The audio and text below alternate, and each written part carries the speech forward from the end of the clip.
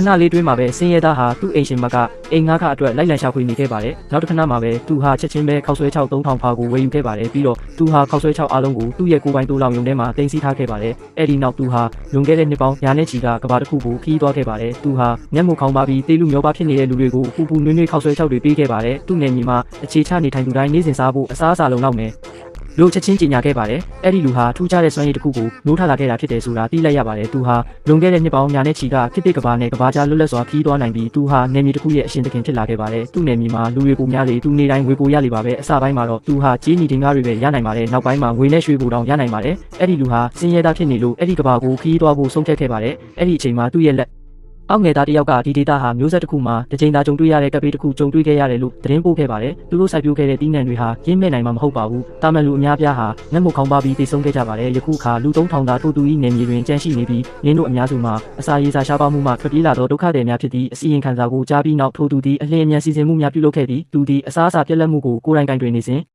လူဦးရေကိုမှတ်ပုံတင်ရန်သူ၏လက်အောက်ငယ်သားအားပြောကြားခဲ့သည်ထို့နောက်ထိုသူသည်အိမ်သို့တဖန်ပြန်လာခဲ့သည်သူသည်ကနဦးကြေးနီတင်ကား3000ကိုထုတ်ယူခဲ့သည်သူသည်ကြေးနီတင်ကားများကိုရှေးဟောင်းပစ္စည်းဆိုင်သို့ယူဆောင်လာပြီးရောင်းချခဲ့သည်ကြေးနီတင်ကားတစ်ပြားလျင်$2သာတန်ဖိုးရှိတော်လဲစုစုပေါင်း$6000ဖြင့်ရောင်းချခဲ့သည်ထို့နောက်သူသည်တငယ်ချင်းတဦးထံမှ$10000ချေးယူခဲ့သည်ထို့နောက်ထိုသူသည်စူပါမားကတ်သို့ပစ္စည်းများဝယ်ယူရန်သွားခဲ့သည်သူသည်အတင်စားခောက်ဆွဲမြောက်မြ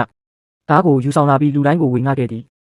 သူသည်ဒုက္ခသည်အလုံးကိုသူ၏နယ်မြေတွင်အခြေချနေထိုင်ရန်ဖိတ်ခေါ်သည့်ကြော်ညာများကိုလည်းကတ်ထားခဲ့သည်မကြာမီတွင်ဒုက္ခသည်အများပြားသည်ထိုသူ၏နယ်မြေထဲသို့ဝင်ရောက်လာကြသည်လူဦးရေ9000ကျော်အထိတိုးလာပြီးသူ၏နေ့စဉ်ဝင်ငွေသည်ငွေအဖြစ်မြင့်တက်လာခဲ့သည်ထိုသူသည်ငွေ9000ဂရမ်ကိုချက်ချင်းတောင်းဆိုခဲ့သည်သူသည်ရှေးဟောင်းပစ္စည်းဆိုင်သို့တစ်ဂရမ်လျင်$15ဖြင့်ရောင်းချခဲ့သည်ဒီတစ်ခါတော့သူဟာစုစုပေါင်း$85000ရရှိခဲ့ပါတယ်အဲ့ဒီနောက်မှာတော့အဲ့ဒီလူဟာစူပါမားကတ်ကိုပြန်သွားခဲ့ပါတယ်သူဟာအတင်စားခောက်ဆွဲတွေအများကြီးဝယ်ယူရုံသာမကစံတွေလည်းအများကြီးဝယ်ယူခဲ့ပါတယ်သူဟာတစ်ချိန်နဲ့$50,000အသုံးပြုခဲ့ပါတယ်အဲ့ဒီလူဟာလွန်ခဲ့တဲ့နှစ်ရာပေါင်းများစွာကပစ္စည်းတွေနဲ့အတူကဘာကိုတဖန်ပြန်လည်ရောက်ရှိလာခဲ့ပါတယ်ဒီတစ်ခါမှာတော့သူ့မှာအစားအစာတွေအများကြီးရှိခဲ့ပါတယ်အဲ့ဒီလူကသူ့နယ်မြေမှာအခြေချနေထိုင်သူတိုင်းဟာစားစရာလုံလောက်ရုံသာမကမြေကွက်တစ်ကွက်ပါရရှိမယ်လို့ကြေညာခဲ့ပါတယ်ဒါပေမဲ့သူ့လက်အောက်ငယ်သားတွေကသူတို့မှာမျိုးစေ့တွေရောစိုက်ပျိုးရေးကိရိယာတွေပါမရှိဘူးလို့ပြောပါတယ်